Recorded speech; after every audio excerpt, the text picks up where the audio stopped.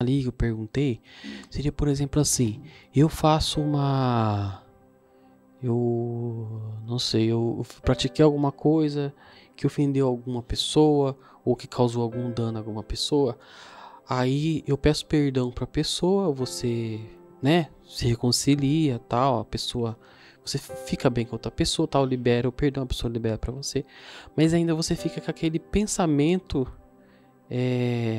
de que Deus não perdoou você, ou que você fica se martirizando.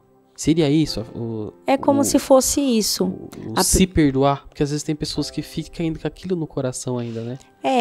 Por... Deus, eu fiz isso e errado e Deus não tá me ouvindo porque eu fiz aquilo errado. Eu entendo. Isso acontece, mas é a voz do diabo. O diabo acusa demais. Sim. E a pessoa fica ali, o diabo fica ali, mas quem é você?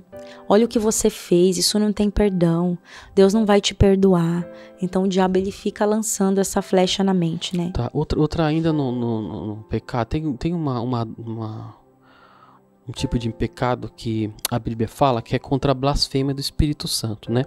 E eu fiquei assim, eu teve uma pessoa que mandou mensagem pra mim e pedindo ajuda porque ela lá atrás, quando ela tinha aceitado a Cristo, ela blasfemou contra o Espírito Santo. E ela estava totalmente desesperada. Porque para ela não tinha mais jeito, porque ela blasfemou e a Bíblia fala que não vai ter perdão. E daí já envolveu coisas que ela já fez no passado, tal. E ele tinha aquela blasfêmia com o Espírito Santo, que é como a Bíblia fala que a blasfêmia não tem o perdão. E eu pesquisando, né? Eu pesquisando sobre esse tema, eu vi a quantidade de pessoas que tem isso na cabeça. Sim. E eu conversando melhor com essa pessoa, ela blasfemou, mas foi assim uma brincadeira, sabe? Quando você tá assim conversando numa mesa, aí você imita línguas estranhas, por exemplo, faz uma imitação ali de línguas estranhas e dá risada sobre aquilo, faz essa brincadeira. Uhum. Então ela pegou aquilo ali e entendeu como uma blasfêmia e aquilo ali travou a vida da pessoa. E eu peguei, depois que eu comecei a pesquisar sobre esse assunto, eu vi a quantidade de pessoas que tem essa mentalidade, né? O que seria esse pecado contra a blasfêmia do Espírito Santo na tua visão? Então, na minha visão, a pessoa, só o fato dela se preocupar, ela não blasfemou. Eu falo isso sempre. Se você tá preocupado, Senhor, será que eu blasfemei? Ela não blasfemou. Porque a pessoa que ela entra nessa atmosfera da blasfêmia, ela não tem nenhuma, ela não quer saber de Deus. É aquela pessoa que tá na fase da iniquidade. Ela blasfema, ela não sabe nem, Deus existe, não existe. Blasfema, não quer saber. Amaldiçoa os servos de Deus, não quer saber. Que Deus que nada aí, eu entendo que entra na categoria da blasfêmia. Inclusive, no dia do falecimento da minha mãe, eu blasfemei, né? Eu não aceitava, porque eu tinha uma ligação muito forte com a minha mãe. Minha mãe era minha melhor amiga, minha mãe vivia em casa, né? E na época da morte da minha mãe, eu estava cuidando dela, ela estava morando comigo. Então, no dia, eu não tinha tanta comunhão com Deus como eu tenho hoje, né? Então, eu hoje entendo. O Senhor já confirmou pra mim que ela está lá com ele, namorada dele. Minha mãe aceitou Jesus. Tá no céu, não tenho dúvida nenhuma disso. Mas na época eu não aceitava. E aí eu acabei, né? Porque eu recebi falsas profecias, né? Porque isso acontece muito na igreja. Então a pessoa veio e falou: olha, vai ter cura, vai se restabelecer, vai ter saúde. E aí a minha mãe morreu. Então aquela pessoa me deu uma profecia na carnalidade, né? Não estava sendo usada pelo Espírito Santo. E hoje eu entendo todo o trabalho do Senhor. Mas eu entendo, Rafael, só da pessoa se preocupar. Amém, já pediu perdão, Senhor, me perdoa aquele dia que eu falei em línguas brincando, não era a minha intenção, Senhor, Deus perdoou. Amém, a vida que segue. Amém. Bom esse esclarecimento, né? Porque tem muitas pessoas que estão presas a algo que não existe, né? Exatamente. Uma mentira de Satanás aí, e a Bíblia diz aí que Que, no caso, nesse caso, a pessoa que blasfemou aí, que não tem perdão, é a pessoa que já perdeu, não já acredita se mais perdeu, na fé, ela não acredita mais em Deus, nada. E tem pessoas, Rafael, que elas e ainda fazem fala mal ainda de questão Deus de servir o diabo. Elas Isso. falam, não, eu sou servo de Lúcifer. Eu já vi muitos bruxos, não, eu sirvo o diabo. Isso. Tem muitos templos, né, a Satã em alguns estados aqui do Brasil. E as pessoas, essas aí é só intervenção divina mesmo. Esses casos é muito difícil. Quando a pessoa entra aí dentro da blasfêmia, é só intervenção de Deus mesmo para que essa pessoa possa ser alcançada, né? Certo. Vamos ver aqui o que eu tenho mais aqui. É muita coisa. O que seria o sono da morte? O sono da morte é relatado em Efésios, né? Desperta tu que dormes. Então, são as pessoas que elas estão dormindo. Elas acham que servir a Deus é elas ficarem dentro do egoísmo delas, com as famílias delas, não se preocupar com a necessidade do próximo, não evangelizam. Tem pessoas que estão no seu trabalho que os colegas de trabalho nem sabem que elas são cristãs porque elas têm medo ou elas têm receio de falar e serem atacadas, né? Elas estão dormindo espiritualmente, não vivem as manifestações do Espírito Santo, curas, sinais, maravilhas, milagres. São pessoas que estão dormindo espiritualmente, elas precisam ser chacoalhadas, né? E entender o seu propósito. Para que elas vieram, né? E não querer tomar algo que não está destinado para si. Porque eu entendo, Rafael, que o Senhor levantou cada um para uma seara. Então não adianta eu querer louvar, eu não tenho voz para louvar. O Senhor me levantou com unção de mestre, né? Então o Senhor me usa muito nos ensinos. Então não adianta eu querer, por exemplo, o profeta Vinícius Iracete. Um mistério dele é revelação de sonhos e glória a Deus por isso. Não adianta eu querer copiá-lo e querer. A gente tem que viver o que Deus determinou para nossa vida. Eu vejo muitos invasores, pessoas que querem invadir aquilo que não foi determinado para si e elas querem ainda descredibilizar o teu chamado, né? Eu sofro muitos ataques na internet.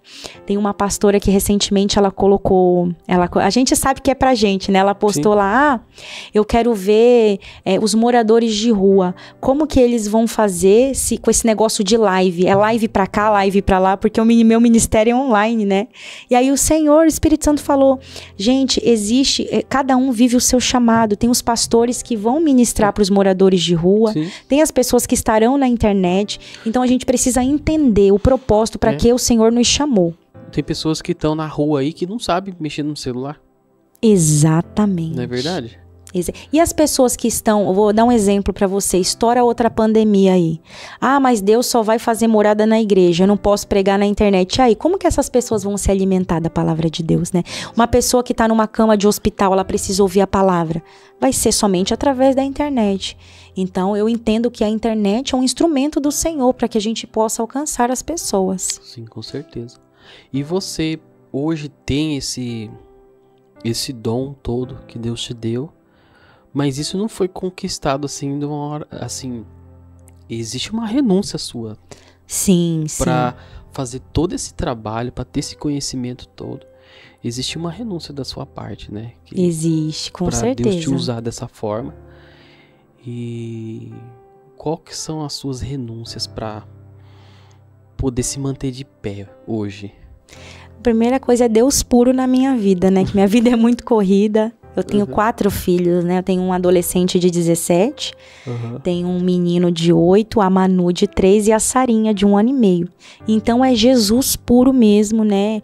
Eu falo que eu tenho a unção do boi selvagem, né? Que eu faço muitas coisas ao mesmo tempo e eu não sei que mistério que é, Deus puro. Mas tudo que eu adquiri, com toda a humildade do mundo, eu tenho muito temor a Deus, né? Quando eu falo sobre isso, não é com arrogância, mas eu tive que pagar um preço, sabe? Por isso que eu falo que as pessoas muitas das vezes não credibilizam e não dão valor. Então as pessoas, elas querem o que você tem, mas elas não querem pagar o preço que você pagou. Então eu já li muitos livros, Rafael, tem gente que não gosta de ler, então eu já li.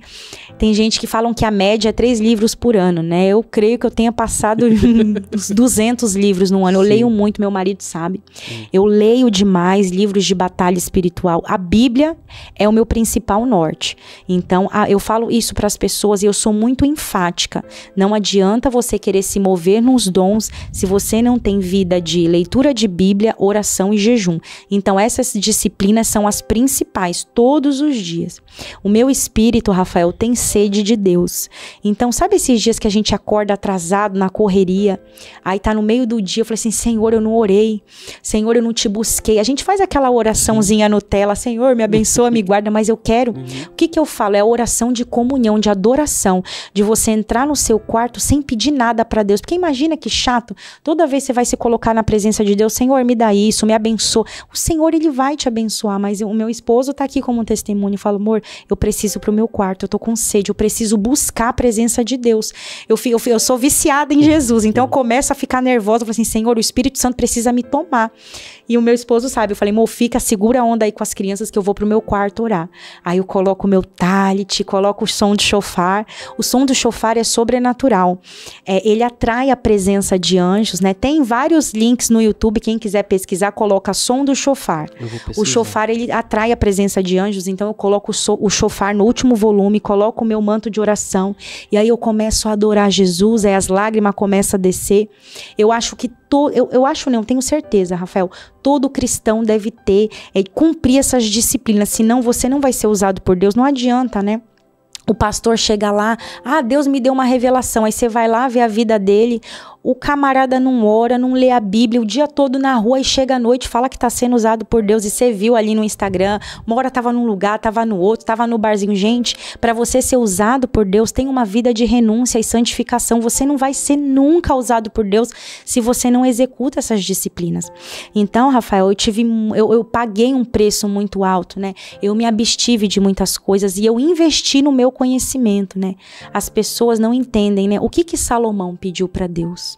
Sabedoria, né? Então, a chave de tudo é você investir no seu conhecimento espiritual, né? Então, eu comprei muitos livros, adquiri muitos cursos, né, online. Eu sou uma pessoa muito estudiosa, eu gosto de estudar, né? O meu parâmetro principal é a Bíblia, mas em conjunto com a Bíblia eu leio muitos livros de batalha espiritual, como expulsar demônio. Então, tudo isso de conhecimento que eu adquiri foi através dessas disciplinas. Todos os dias, jejum, oração, Bíblia, comunhão com Deus. Eu estou sempre edificando o meu espírito. Em conjunto com isso, eu estudo. Então, eu sou a louca do jejum. Todo mundo me conhece. Nossa, mas a Pamela só fala em jejum. Porque o jejum e a oração foi o que mudou completamente a minha vida. Quando eu passei a jejuar e orar, teve uma mudança em todas as esferas da minha vida. Na minha casa, no meu lar, no meu casamento, no meu trabalho, né? Hoje eu vivo, né, a melhor fase da minha vida, mas eu tive que pagar um preço lá no começo, né? Ninguém quer ficar lendo, ninguém quer ficar estudando em frente a um vídeo, né? As pessoas querem comprar ali o seu doce, ficar ali assistindo Netflix. Eu fiz muitas renúncias. Fico pensando você tem 4 filhos, né? Exatamente. Para poder hoje ter essa... administrar esse tempo todo, né? Para poder chegar a esse conhecimento. Mas para você, qual foi a importância do teu esposo para você? O meu esposo, ele é o meu maior investidor do meu ministério. O meu esposo, ele foi preparado por Deus. Ele é meu maior auxiliador. Se não fosse o meu esposo, se não fosse Deus primeiramente, mas o meu esposo, ele me ajuda demais. Então, quando eu tô dando mentoria à noite, é ele que tá com as crianças. Quando eu tô estudando os cursos, ele que tá me auxiliando, assim. Então, na esfera de um casamento, eu entendo que um vai ser sempre mais avivado que o outro. Isso é normal. Então, eu sou a que dá lugar na terra, nos mantos, fala em língua, ora em mistério. E o meu marido é mais contido, ele é mais na dele. Mas ele tem muitas experiências com Deus. Eu fico até com ciúme, porque ele já abraçou Jesus no sonho. Eu falei, Jesus, tu foi abraçar ele, não me abraçou. Jesus, irmão, conta. O Jesus se revelou pra ele no sonho. Vai ter que vir contar aqui. Ele vai ter que contar, Ele já teve muitas experiências, ele já viu o rosto de Jesus, ele já teve experiência numa fenda lá no céu, que a gente chegava e todo mundo, e aí, presbítero Rony, uma multidão no céu. Ele tem muitas experiências com Deus. Eu creio que ele vai ter a oportunidade de contar. E ele é o maior investidor do meu ministério. Ele cuida, né, das minhas coisas, ele posta, né, os conteúdos, e eu creio que o Senhor prepara o nosso cônjuge para a necessidade do meu ministério. Eu sei que o cajado está na minha mão, o Senhor colocou algo sobre a minha vida. Deus usa ele de maneira poderosa, mas para esse ministério na área da cura, da libertação, do ensino, né, o Senhor me colocou à frente, mas ele é o meu maior intercessor. Ele é um homem, né, de muita comunhão com Deus, ele ora, ele jejua, né, ele paga os preços dele, ele tem a intimidade dele, o particular dele com Deus, eu tenho o meu, mas ele é a figura depois de Deus, né, mais importante para o crescimento do meu ministério, porque se não fosse ele me ajudar, porque eu tenho uma demanda muito alta, né, então eu tenho que dar conta de casa, marido, filhos, eu ainda não tenho condições de pagar alguém para me ajudar, então sou eu que faço tudo, né. Então é uma loucura. Então o que eu pedi para Deus no meu jejum do Yom Kippur? Falei assim, Senhor, coloca sabedoria de gestão do meu lar, porque eu preciso ter sabedoria como gerir o meu lar, porque senão eu não vou dar conta. Então eu sou uma pessoa muito produtiva, Rafael. Quando eu tô sem fazer nada, eu já vou e faço alguma coisa, senão eu não posso. O meu marido ainda às vezes chama a minha atenção por isso, porque eu não relaxo nunca. Então ele fala, amor, relaxa um pouco, agora você vai ficar parada. Ele fala, você vai ficar aqui parada sem fazer nada, porque eu quero estar sempre fazendo uma coisa. Ah, não, eu tenho que ajudar o Anthony a fazer a lição de casa, eu tenho que ler mais um livro, eu tenho que estudar. Então é Deus puro mesmo, eu sou uma pessoa muito produtiva, acredito que por isso eu consiga dar conta de tantas coisas. E aí a gente ainda tem acordado nas madrugadas também, para buscar, né, o Senhor. Tem um grupo, uma campanha de oração, nosso ministério. Amém. Então glória é tudo para honra e glória do Senhor Jesus. É porque dá para perceber que você, com toda essa... como Deus te usa dessa forma, não tem como uma pessoa... estar em pé sem que haja um casamento firme ali, né? A comunhão entre os dois. Exatamente. Dá para perceber que vocês têm uma boa comunhão com Deus aí para se manter de pé, né? Exatamente. É muito difícil sem ter essa comunhão. E você falou, agora vai ficar com a experiência com Deus, né? Que você teve. Você falou para mim que teve uma experiência com Deus, né? Eu tive uma experiência muitas. Muito linda com Deus. E eu queria que você compartilhasse. Eu tive muitas experiências com Deus, né, através desses jejuns que eu abro. Toda vez que eu abro um jejum, eu peço muitas coisas ao Senhor, mas sempre eu tenho um caderno ali, depois eu te mostro se você quiser. Eu anoto todos os meus jejuns, né? Aí eu coloco lá, esse foi de 30 dias, teve um que eu abri de 44 dias, eu tô sempre jejuando. E aí eu faço as minhas petições, eu anoto, né? E aí eu sempre anoto uma experiência com Deus, porque eu sou muito fominha. Eu tenho muita fome de Deus, então todas as vezes eu não me contento, eu quero sempre mais, né? Uma das experiências foi o anjo, né? Eu falei, Senhor, me mostra o anjo, né? Que a gente tem, né? O livro de Hebreus nos relata, né? Que os anjos estão a serviço dos que herdam a salvação. Então, se eu herdei a salvação, tem anjo a serviço do meu ministério. E aí eu tive uma experiência, o Senhor me mostrou ele no meio da minha sala, né? Ele tinha mais de 2 metros de altura e ele tinha uma túnica e ele estava numa posição de combate, como se fosse um anjo guerreiro mesmo, sabe? E ali eu me senti muito amada por Deus. E ali o Espírito Santo falou, tá vendo, filho, o tamanho desse anjo que está no meio da sua sala? Então tem um anjo ali cuidando de mim, da minha família. Ele era todo brilhante, só que ele era tão alto que eu não conseguia olhar o rosto dele. Eu só via que ele estava numa posição de guerra mesmo, e ele tinha um manto ali em volta, né, do rosto dele. Mas o Espírito Santo me mostrava que era um anjo de guerra, um anjo guerreiro, de batalha. E uma das experiências, eu acho que essa foi a mais impactante, que foi depois de um jejum também. Inclusive tem lá nos meus destaques no Instagram, que eu relato para as pessoas. O Senhor, ele me mostrou eu na barriga da minha mãe. A minha mãe já faleceu, então minha mãe nunca me contou essa história que ela viveu. Abriu um telão na minha frente, e aí eu ia ouvindo uma voz no meu pensamento, falava assim, filha, agora eu vou contar a história do teu nascimento. Aí a voz falava e ia aparecendo as imagens no telão. Aí o Espírito Santo falava assim: em 24 de fevereiro de 1988, a sua mãe passou por uma situação de muita tribulação. Eu não lembro as palavras ao certo, mas ele foi falando e a história ia se desenrolando no telão, igual num filme. O Espírito Santo estava me mostrando que ela estava no meio de um assalto, eu não sei o que era, só sei que eu vi a minha mãe agachada, em posição fetal, e ela colocava a mão na barriga. E isso ele falando e o telão rodando. E aí o Espírito Santo falava assim, a minha mãe falou assim para ele: Senhor, se o Senhor deixar que eu sobreviva a essa situação, eu consagrarei a minha filha a ti. Aí o Espírito Santo falou assim: tá vendo, filha? Você foi consagrada na barriga da sua mãe. Você já era minha. A sua mãe te ofereceu a mim. E aí ela falava no sonho: Senhor, deixa eu sobreviver a isso. Eu te prometo que a minha filha, ela é tua. Ela vai te servir.